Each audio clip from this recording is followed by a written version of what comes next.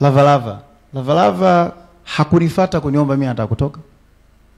Nilimpigia simu Kim, nikamwambia Kim, ongea na Lava kama angependa naye kuanza kujisimamia, mwambie aje nimpe release. Lava ni miongoni mwa wadogo zangu ambao wanajua yeye anajua nampenda sana.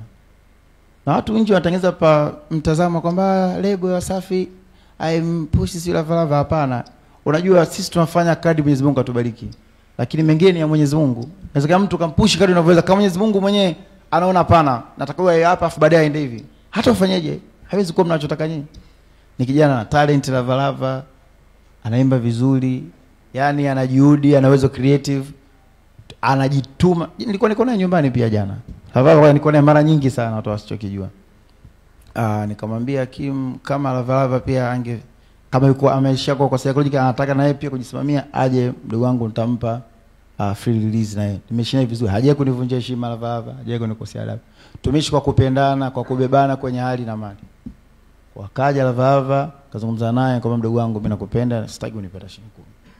Kama uko tayari basi nikamwambia kingine, nikamwambia licha tu hivyo, lakini kama baadhi yako pia nitakuwezesha kiasi cha kuanzia kufanya project zako. Sio, unanielewa? Namwambia nitakuwezesha kiasi cha kuanza kufanyia project zako kama mchango wangu mimi kwako wewe. Tumeishi na Lava karibu miaka 8 sasa hivi. Sasa namtoza nini? Hatuje kuvunjana heshima, je kukosana adabu, je kufanya chochote. Sasa wasanii pia hiyo waangalie, unajua ilivyo makubaliano ni namna ya kuishi tu watu. Alafu tu mikataba sio issue ya big deal. Ila ukitaka kujifanya wewe kibri, watakuleta jeuri.